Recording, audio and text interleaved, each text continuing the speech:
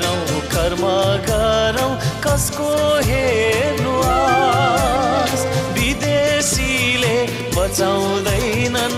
हाम्रो देशको साथ विदेशीले बचाउँदैनन् हाम्रो देशको साथ हाम्रो धरती हाम्रो आकाश हाम्रै परिवेश